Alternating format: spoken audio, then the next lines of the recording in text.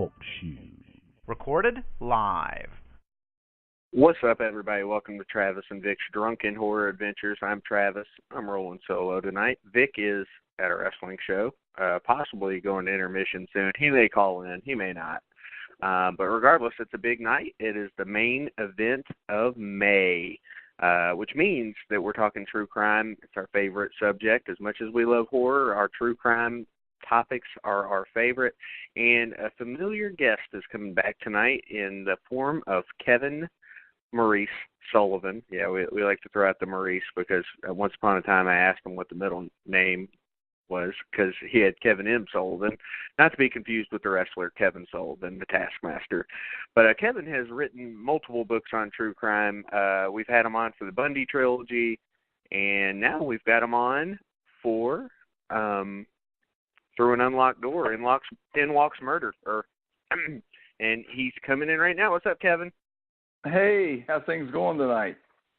It's going well, and so, I've been doing the research on your book. I love the subject because it's something we've talked about for years on this show with you, and it's something you kind of, you probably had it in your head before you even did it. You would kind of throw out hints here and there, and now here we are with Through an Unlocked Door. Oh, yeah. Once we start rolling, during the show, I can go into how all that happened. But, it's a book. We're ready. We can go ahead. I'm going to hit the record now. Okay. All right, let's roll with it. So anyway, Kevin M. Sullivan on the line, and we were talking about Through an Unlocked Door. And, it's something that we've talked about with Kevin for a long time on different shows, but now we're to the point where the book is out, and I think it's something that you've kind of had in your mind, at least for a long time. Yeah, that's absolutely true. I've been writing true crime for a good number of years now, but I read my first true crime book when I was 10 years old, and so I've always, since I was a kid, read true crime. I've read a lot of history and things about war, and went into a vocation for a number of years into the ministry. But I started writing later in life. My first book was published at the age of 40. It was a book about George Armstrong Custer, and I've written a couple of books about him.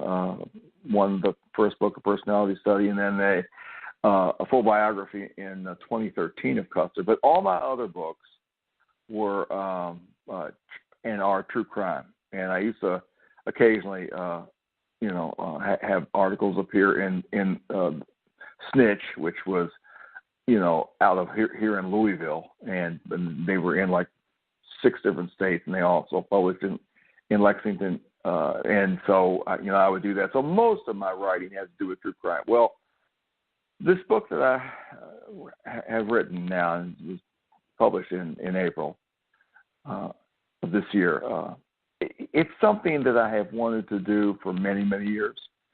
Most of the murders that I write about, and most of the murders that I have, read about in books, they take place outside of the home. Some take place within the home, but many of them are out. But the thing about Through the Unlocked Door is I wanted to concentrate on murders that occur within the home, the sanctity of the home, and where we live, and how very often those murders are made much easier by people leaving their doors unlocked. So ever since I was a kid and I started reading about true crime, whenever I came across something in a book or in the newspaper about people murdered in their homes, and that the doors were unlocked or they left a window unlocked, something was left unsecured, I made a mental note of it in my head. And it's a strange thing because I say in the book that, most people will buckle up when they get in a car because they know there is a possibility of being in a crash, and sometimes it can be a serious crash. And very often you can survive a serious crash just because you have a seatbelt on. You hear about people being tossed out of their vehicles and the car runs all over them. you'd be killed very easily if you don't have a seatbelt on. So they do wonders to keep people alive. But when you turn the subject to true crime,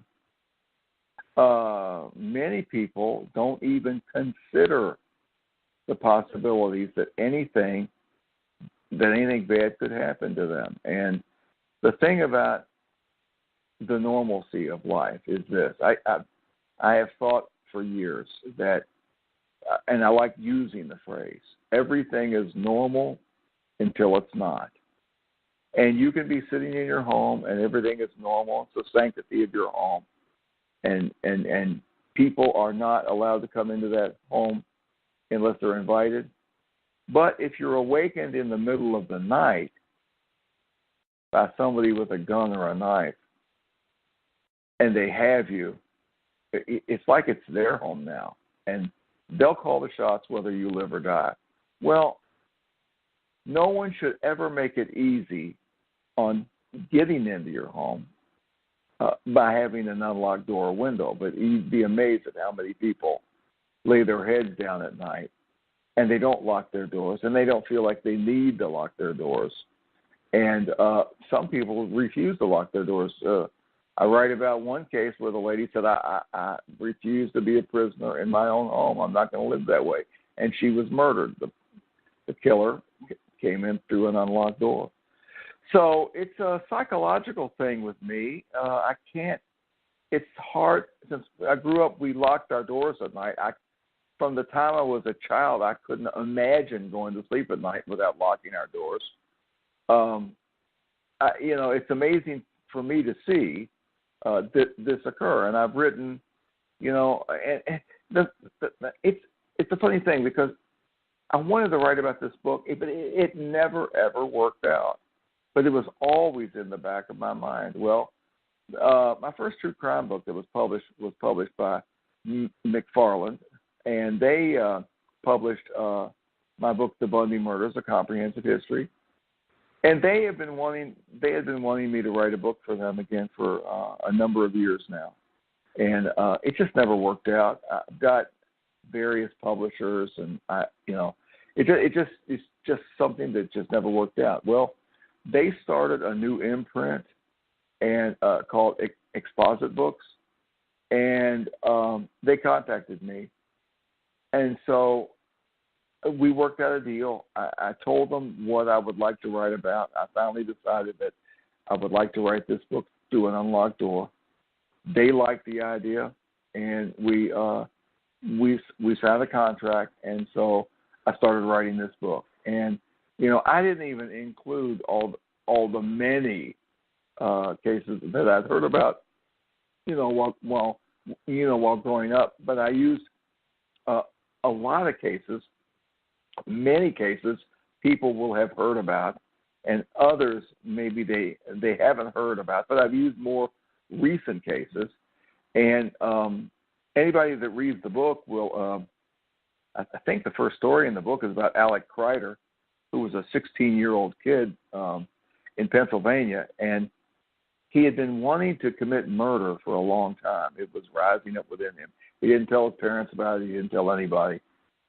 But this is so strange because he decided to murder his best friend, Kevin Haynes.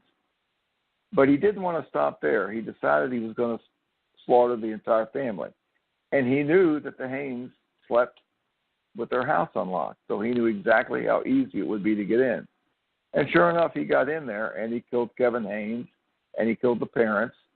And he didn't know that the sister, Maggie, was home from college, or he'd have murdered her too, and she was able to escape the home. And what happens when that occurs, like for example, this neighborhood apparently was pretty well known for in this township for people not locking their doors, and they just didn't do it. So then when something like this happens, and when this happened in the neighborhood, everybody started bolting their doors.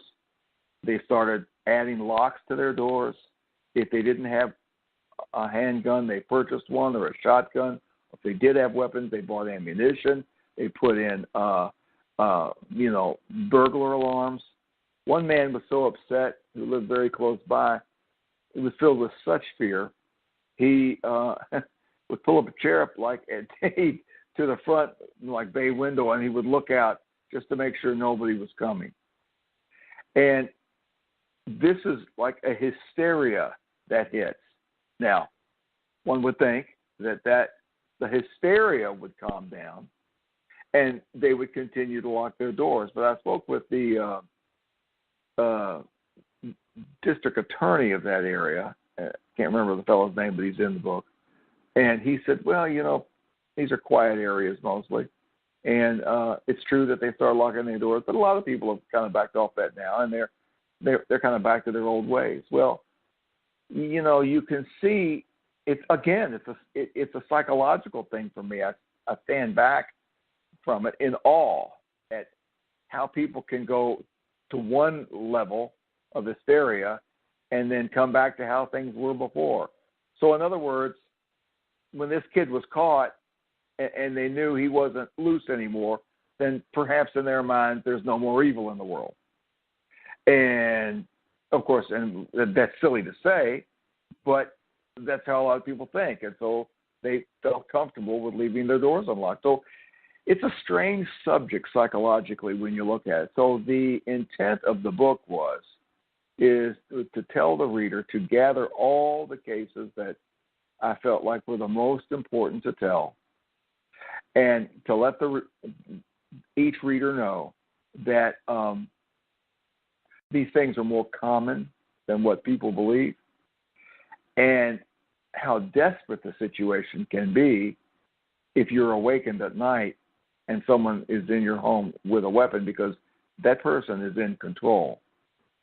And my hope is that people that read this book will think twice about leaving their door open. And I've already heard from some people that say that they've started locking their doors. So, I mean, it's a good thing, because this is something that needs to be within the minds of all of us, to keep our doors. Now, locking your door or your windows on your home is not a guarantee that people won't enter it. However, and I write about some of these people in the book, some people, there's so many unlocked doors.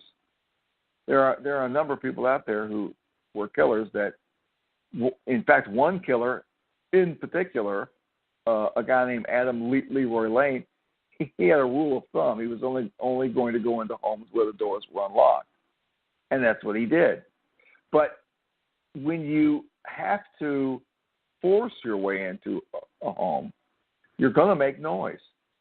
And there have been lots of cases where people have been awakened by someone breaking in, and it turns out that person breaking in gets shot and killed. So they understand the dangers, and although we cannot guarantee that someone might not get in through the locked doors, it's very likely that if anybody ever comes to your door seeking entry, if your door's unlocked, they will, walk on in. Now, a lot of people come in just to burglarize, but some people come in to commit murder. And I also include a case in there about Dr. Pettit and his family, about a couple of misfits, and they'd been burglarizing homes for years, going through unlocked doors.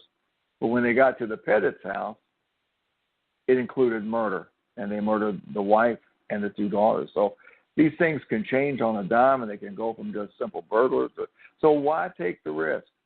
Lock your doors. Anyway, that's the premise of the book, and I'm really, really glad to finally be able to write that book and get the thing into print, because, as I say, it's something I've been wanting to do for years.